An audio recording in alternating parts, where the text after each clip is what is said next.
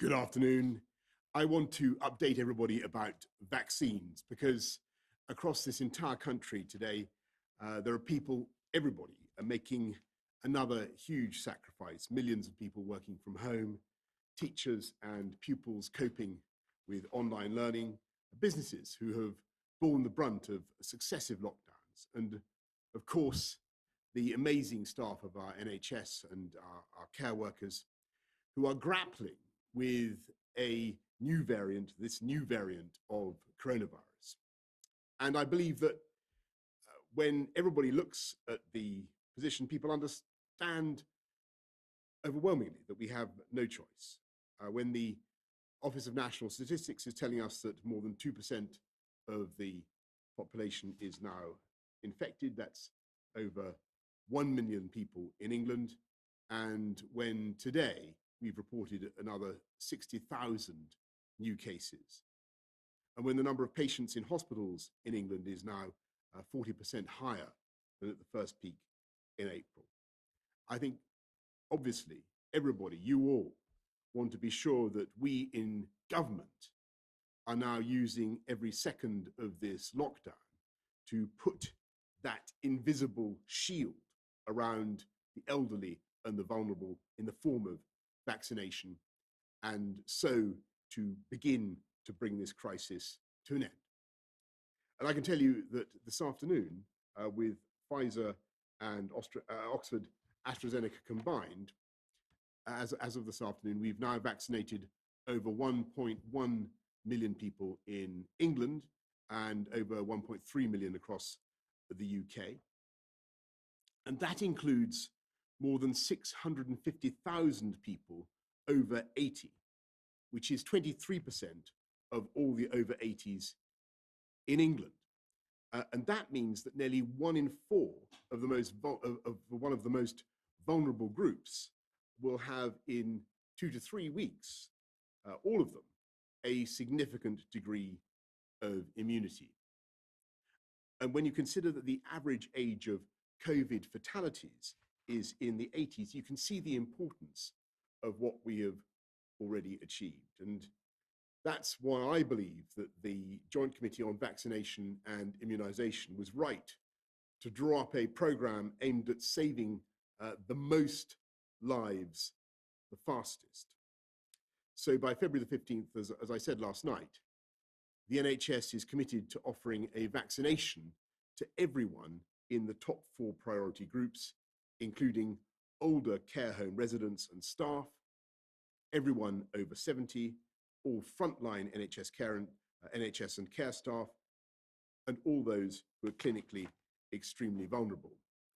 And to help us with meeting this target, we've already have 595 GP-led sites providing vaccines, with a further 180 coming on stream later this week. We have 107 hospital sites, with a further 100 later this week. So that's almost 1,000 sites, vaccination sites, across the country by the end of this week. And next week, we will also have 7 vaccination centres opening in places such as sports stadium and exhibition centres. We know that there will still be long weeks ahead in which we must persevere with these restrictions, but I want to give you, the British people, the maximum possible transparency about this vaccine rollout, with more detail on Thursday and daily updates from Monday, so that you can see day by day and jab by jab how much progress we are making. Thanks very much. I'm now going to hand over to Chris to do the slides. Thank you, Prime Minister. First slide, please. Just some updates in terms of data. In the 2 weeks from the 30th of December to the 30th of December, the UK case rate increased by 70%.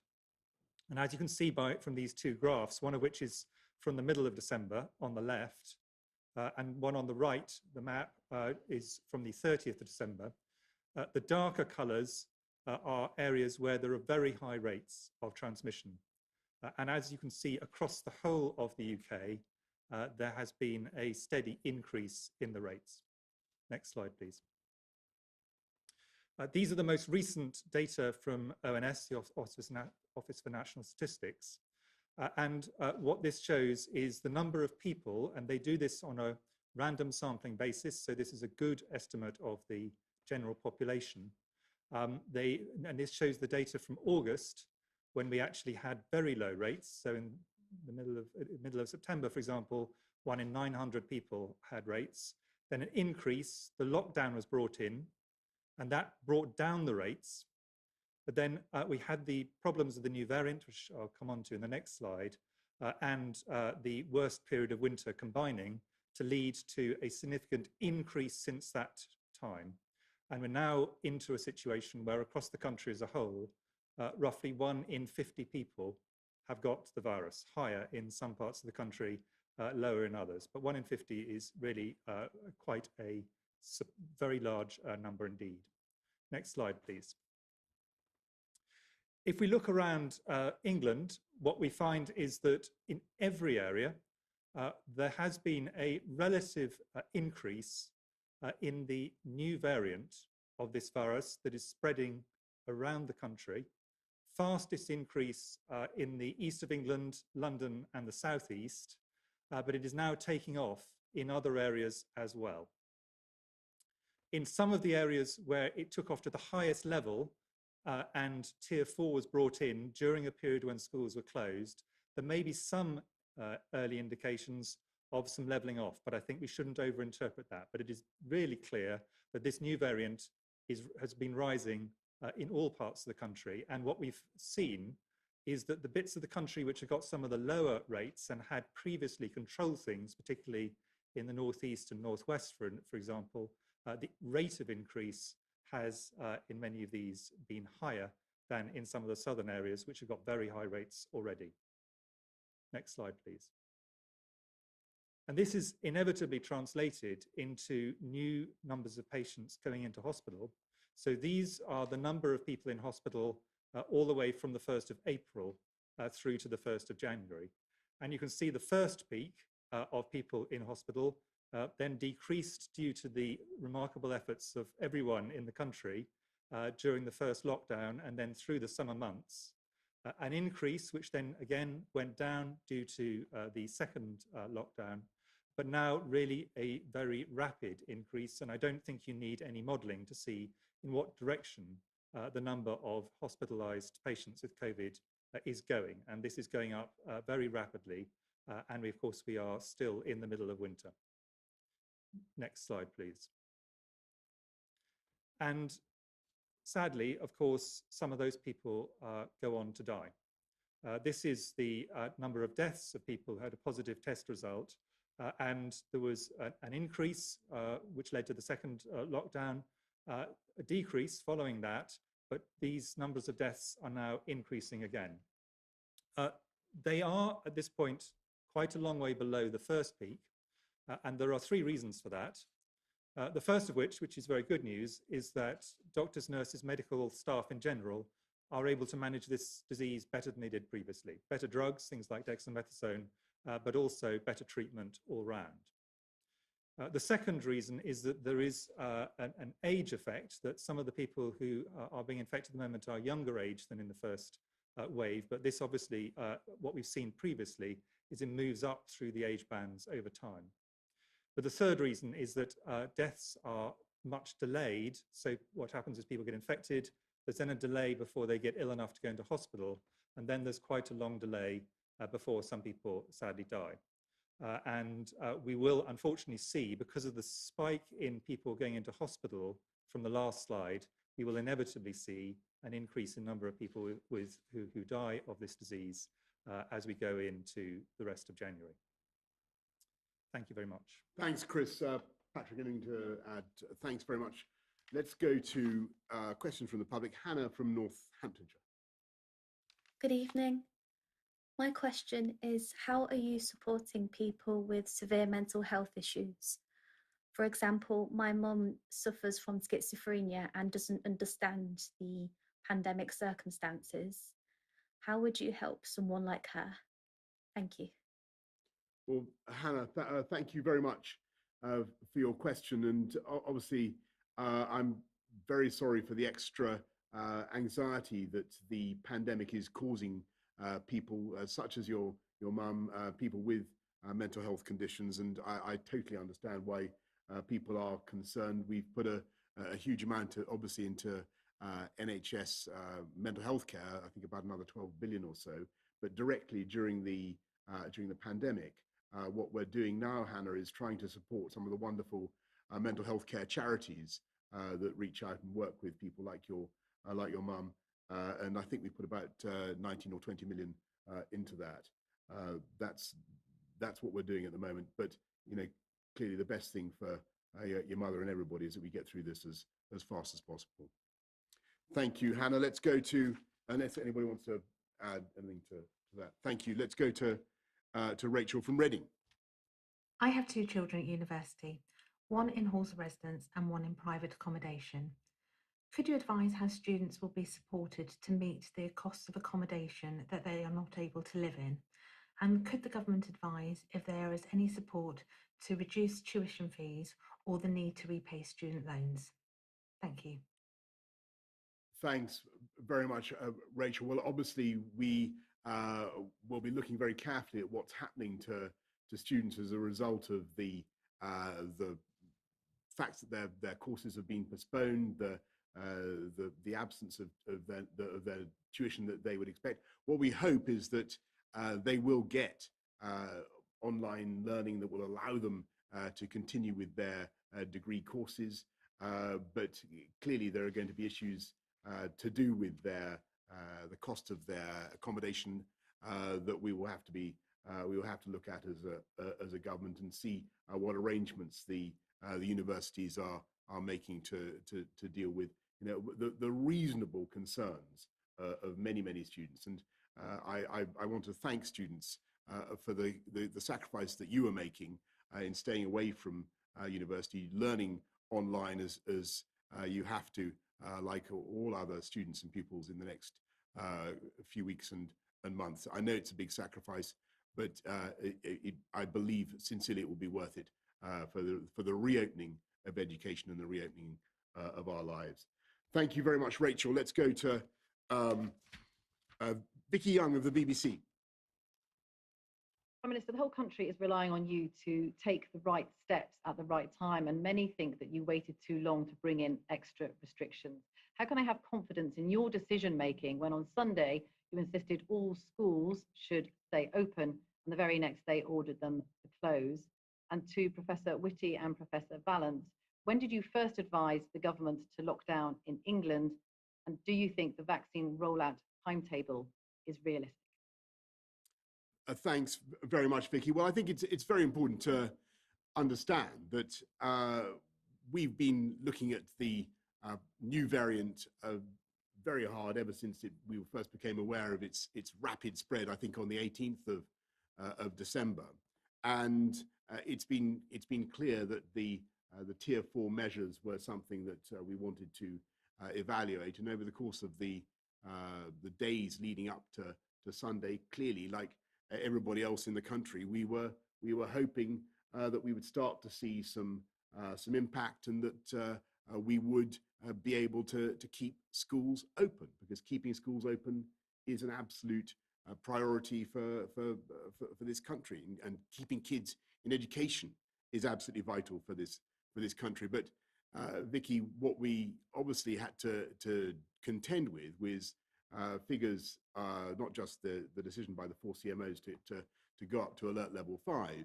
but figures for the infection rate, I think of 80,000 one day, then 65,000 the next. And it was clear that we got to a situation where tier 4 on its own couldn't be relied upon to get the virus under control. And that's without really going the whole way and asking people to stay at home and sadly to close schools as well.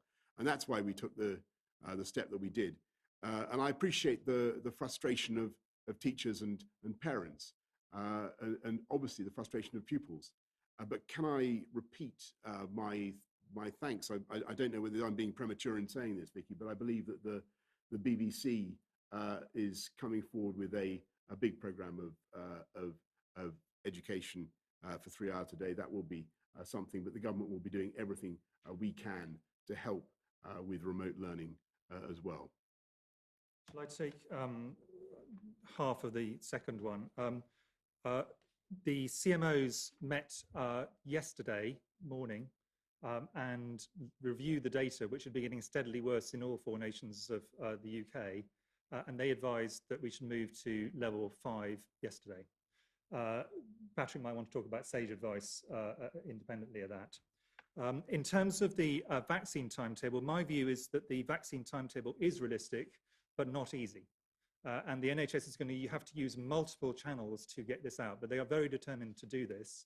But that does not make it easy. And of course, in the case of the Pfizer vaccine, as I think is widely reported, it's more difficult to handle because of the complicated cold chain model. And we also, with both vaccines, wanted to be very careful in the first 2 or 3 days that we went a little bit slowly just in case there were some initial unexpected problems. But I think we do now have a situation where things can be rolled out across lots of different channels. And I think what is really important is that we do that according to the ordering which has been recommended by the JCVI, which the Joint Committee on Vaccination and Immunisation, which the Prime Minister talked about. And the reason for that is that that ordering means that we will have the maximum impact on the disease, because the people that by far the highest risk of dying will be vaccinated first, and those who care for them, then the next down, including NHS workers, social care workers, and then on down all the way through to people in their 50s and those under 50 who have other underlying health problems. By doing it in that way, at whatever speed we do, the mortality benefits will be front-loaded. And what we'll first see is a reduction in mortality over time. And then after that, there will be a slowing of the pressure of COVID on the NHS, but that will take longer. So those two will not happen at the same rate. And the final thing to do is say that in the UK, we've taken a decision based on JCVI advice, but endorsed by scientific bodies like the Society for Immunology, endorsed by other medical bodies like the Royal College of General Practitioners, to delay the first dose of both vaccines by 12 weeks. And we've done this based on a number of different scientific lines of decision making. And that is to allow us to maximize over the first 12 weeks the number of people who can be vaccinated. So we can get down those JCVI levels as fast as possible before the second vaccine is given.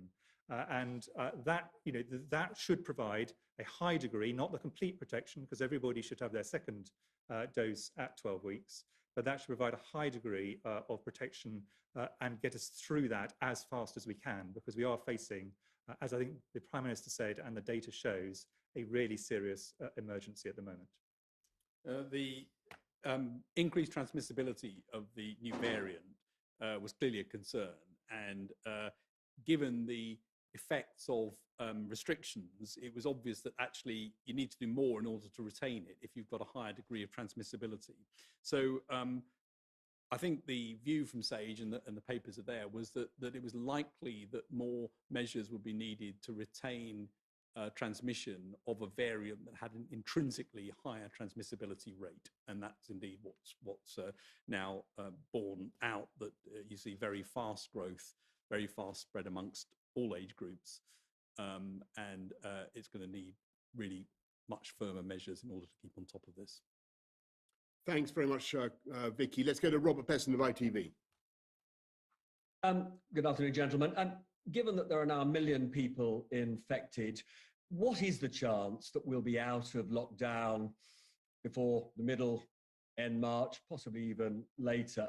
And secondly, to the scientists in particular, you'll be aware that some of your colleagues are concerned that by widening the gap between first and second dose, you are increasing the risk of the virus mutating and building up resistance to the vaccine.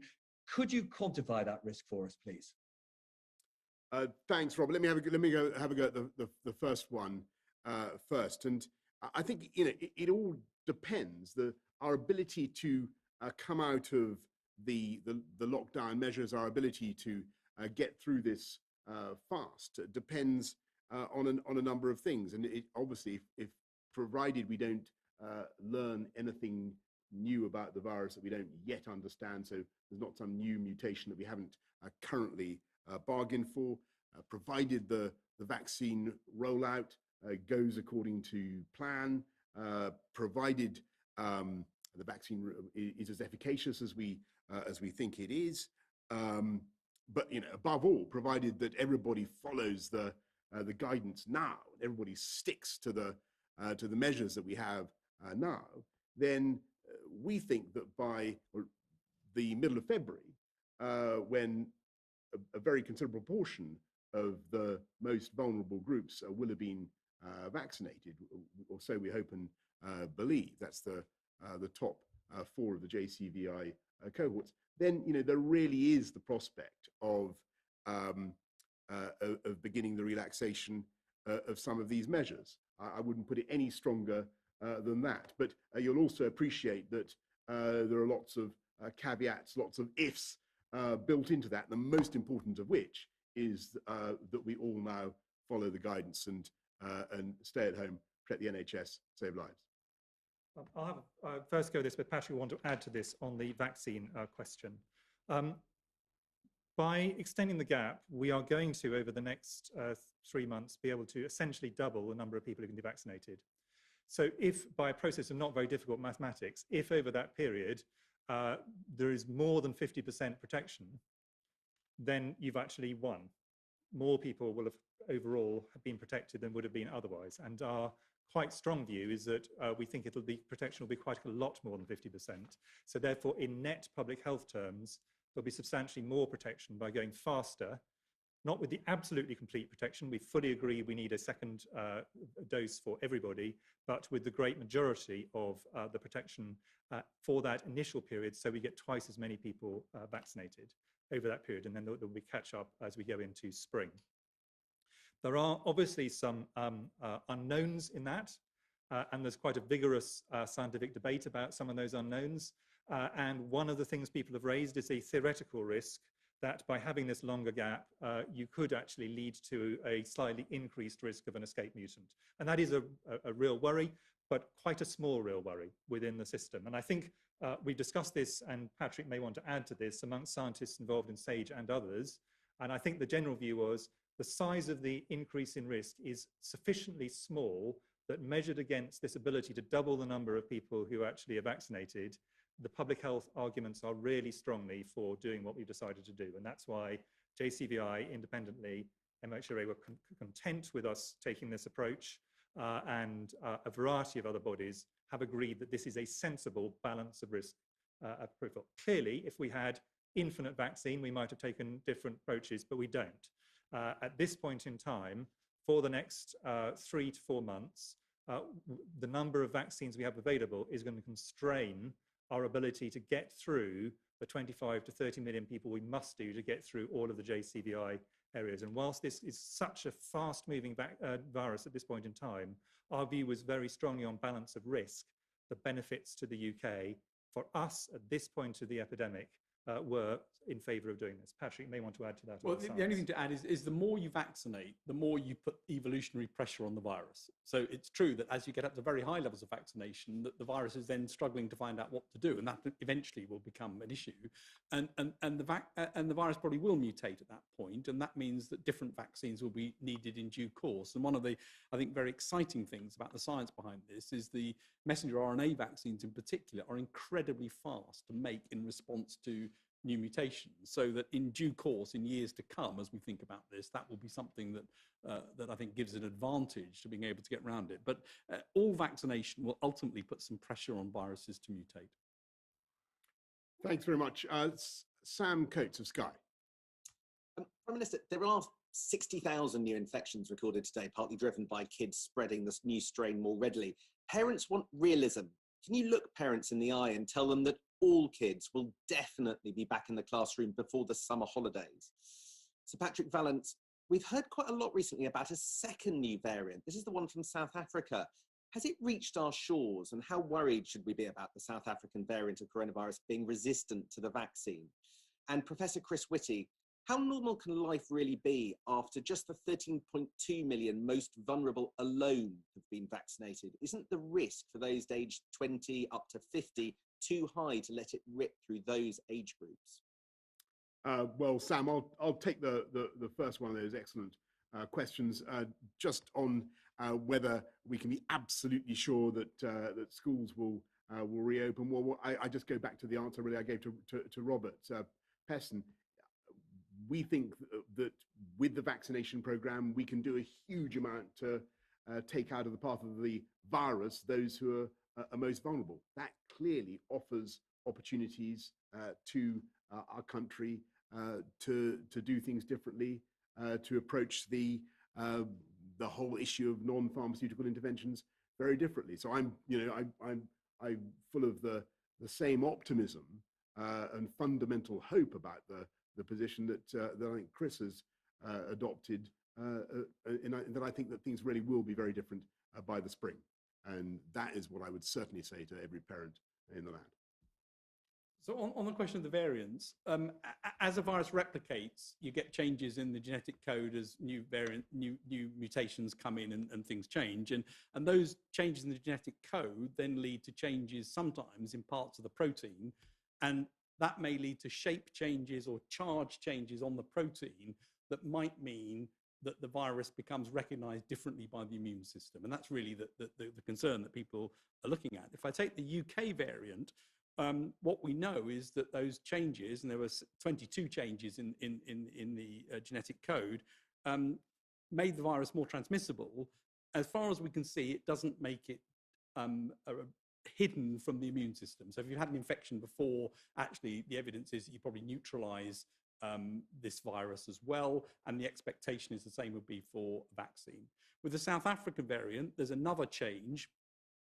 That change is theoretically a bit more substantial in terms of the shape, if you like. So it has a bit more of an effect potentially on the shape of the viral protein, which theoretically gives it a bit more risk of not being recognized. But there's nothing again yet to suggest that's the case. So this is being looked at very actively. And it's worth remembering that when a vaccine is given, you don't just make one antibody against one bit. You make lots of antibodies against lots of different bits. And so it's unlikely that all of that would be escaped by any mutation. It's more likely that if there's an effect, it's a sort of minor effect to decrease the binding or decrease the efficacy of the vaccine. But we don't know yet for the South African one. That needs to be looked at. But it's a theoretical risk. And every time we see a variant, that's going to be the question that comes up, and it needs to be looked at. But at the moment, you'd say that the most likely thing is that this wouldn't abolish vaccine effect. It may have some overall effect on efficacy, but we don't know. And on the question you asked me, if we did not do the things all of us must now do, if people don't take the stay at home seriously, the risk at this point in time, in the middle of winter with this new variant, is extraordinarily high. What is going to happen over time is the risk level is gradually going to decrease. It's not going to be, it's really bad and then suddenly it stops. We're going to essentially have the risk walking down a path. Things will be able to be lifted by degrees, possibly at different rates in different parts of the country. We'll have to see. And the government has made very clear that ministers prioritise education, for example, as one of the things that would go early, but that's a ministerial decision very much. But the things will be lifted stage by stage, and will then get over time to a point where people say this level of risk is one that society is prepared to tolerate, and lift, right down to almost no restrictions at all. We might have to bring a few in the next winter, for example. That is possible because winter will benefit the virus. But the aim of this is to de-risk it as much as possible by the vaccine, to the point where actually we get to the stage where the risk is incredibly low relative to where we are now. I mean, we just say, just as we do with flu, where every year, roughly on an average year, about 7,000 people a year die. In a bad year, up to 20,000 people a year die. We accept there is a level of risk that society will tolerate, and we should tolerate. People die. That's one of the things that happens. And we have to do that at a certain point. But that's a political decision. That's a societal decision. What we can do, though, with the vaccine is take the risk down and down, initially with the mortality, then the big pressure on the NHS, then the risk of people actually having infections which could lead to things like long COVID, because younger people can still have really serious problems with this. And those risks, but little by little, will be reduced by vaccination. But zero risk is not something which is a realistic possibility, and this will not happen in a single bound. It'll happen by degrees. Thanks very much, Chris. Thanks, Sam. Let's go to Jason Groves, Daily Mail. Thanks. Prime Minister, you've committed, I think, to vaccinate 13 million people in the next 6 weeks. That means something like 2 million people a week. What needs to happen to get us to that figure? What changes need to be made? Because we're nowhere near there at the moment. And I think you said we'd get daily updates for numbers. Can I just check, is that a commitment to publish a daily figure for how many people have been vaccinated? And Professor Whitty, can I ask you quickly, is this lockdown enough to reverse the spread of this virus? Or are we in a kind of race against time now? And you said we might need a few measures next winter still. What sort of measures are you talking about? Thanks very, very much, Jason. And look, on your very, very important questions about the pace of the vaccine rollout, you're absolutely right. Actually, I think the numbers for the first 4 JCVI groups might be a little bit north of, a little higher than 13 million, but we're going to do them as fast as we possibly can. We've set the target, as you know, by the middle of February. Yes, it is a huge effort. This is the biggest vaccination program in the history of this country, and this country has already, I think, done more than any, certainly done more than any other European country. What it will require is a lot of people working together, and the NHS, the armed services, every aspect of government is working at this absolutely flat out.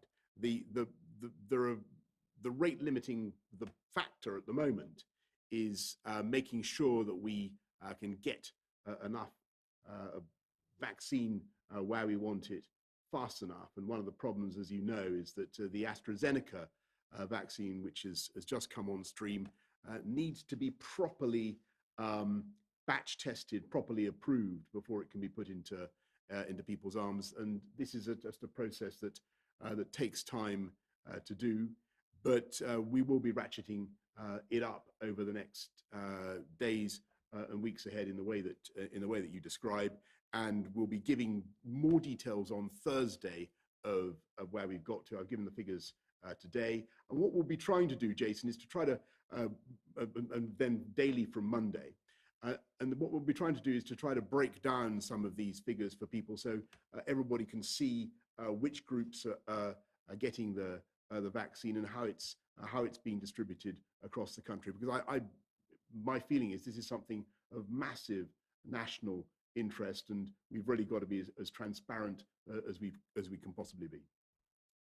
You asked me whether the lockdown will be enough. I think the key to this is all of us buying into this really seriously.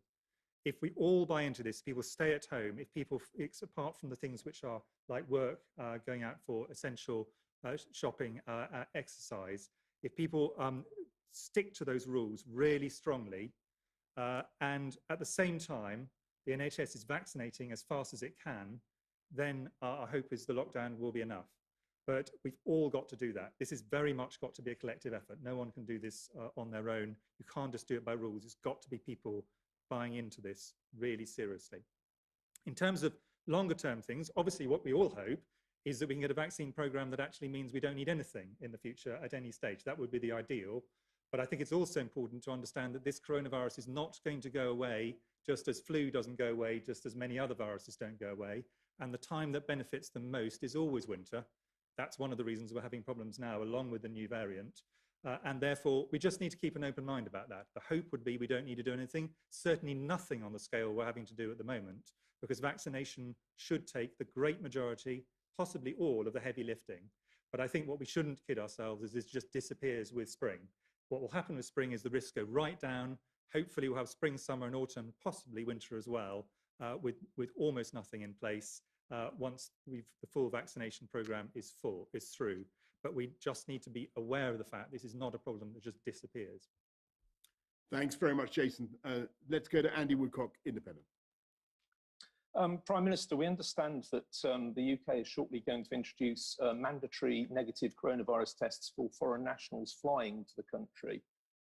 Tests are something that airports have been asking for months. They've been used successfully in other countries for a very long time now. Why has it taken so long for Britain to adopt this position? Is that something that has contributed towards coronavirus being so persistent here in the UK? And if that's what we're requesting from foreign nationals, why not UK nationals coming from abroad too? And also, if I could ask the scientists, that the Prime Minister has described schools as a potential vector for coronavirus. If that's the case, why is it that teachers and pupils are not on the priority list for vaccination? If we vaccinated them, is that not something which would allow us to open schools sooner? Well, thanks, Andy. First of all, I'll ask Chris and Patrick to answer about transmission in schools. I just repeat that schools are safe. But on what we're doing to protect the UK from transmission from abroad, we will be bringing in measures to ensure that we test people coming into this country and prevent the virus from being readmitted. But Patrick or Chris, you want to add anything on that? I mean, on school, but two points on this. The first thing is just to reiterate a point the Prime Minister made. One thing that we do not think is that this new variant is any more dangerous for children than the old variant is. And there's no evidence, for example, that the hospitals are filling up with children. There is always a risk with any infection to people of all ages, but children are relatively much less affected than other areas, than other groups, which is one of the few good things you can say about coronavirus. And that will be important when schools can go back.